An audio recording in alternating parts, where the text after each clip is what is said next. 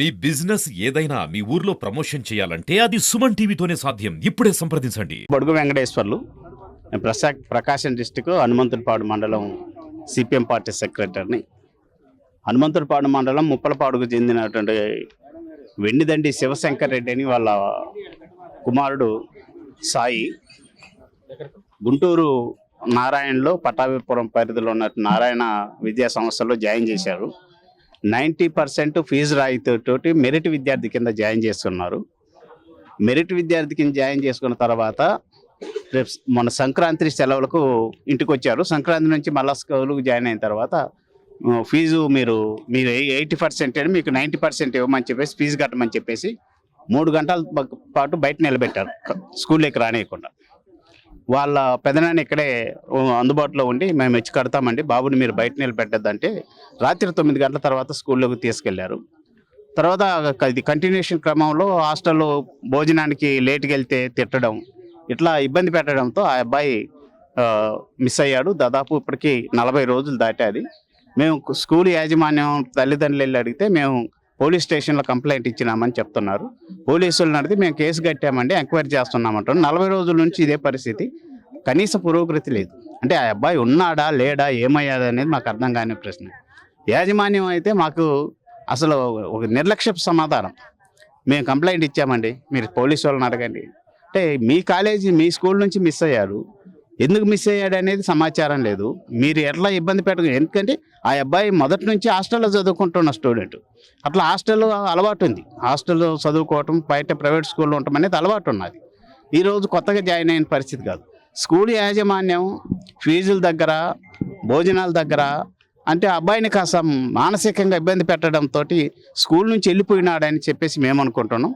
వాళ్ళు గేటు దూకి వెళ్ళిపోయినాడు, మాకు సంబంధం లేదన్నట్టుగా మాట్లాడుతున్నారు. దీని మీద ఇప్పటికైనా సరే ప్రభుత్వ ఉన్నతాధికారులు జోక్యం చేసుకొని ఆ బాబు ఎక్కడ ఉన్నది అనేది మాకు ట్రేస్ అవుట్ చేసిస్తే ఆ బాబుని మేము తీసుకెళ్తాం. అవసరమైతే ఆ బాబు చదువు మీద ఇంట్రెస్ట్ లేకపోయినా, లేకుంటే ఆ స్కూల్లో చదవటం ఇష్టం లేకపోయినా మేము ఇంటికి తీసుకెళ్ళి అవసరమైతే అబ్బాయి చదువుతానంటే చదివిస్తాం, లేదంటే ప్రశాంతంగా ఇంట్లో ఉంచుకుంటాం.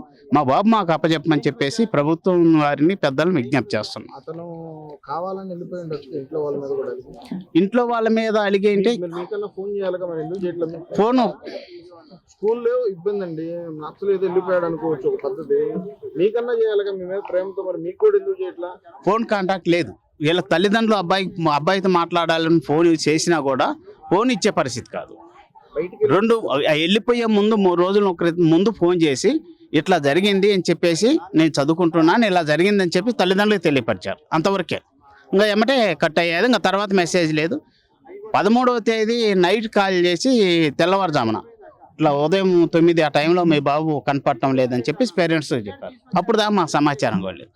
ఏంటని వచ్చి అడిగితే ఇప్పుడు మేము కంప్లైంట్ పెట్టడానికి సిద్ధపడితే మేము పెట్టాము కాలేజీ నుంచి అని, స్కూల్ నుంచి అని చెప్తున్నారు.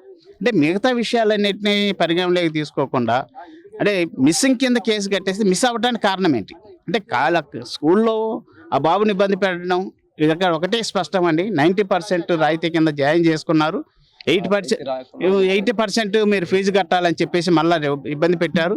ఫీజు కట్టలేదని చెప్పేసి స్టూడెంట్స్ సమక్షంలో బయట నిలబెట్టడంతో అబ్బాయి అవమానంగా ఫీల్ అయ్యాడు.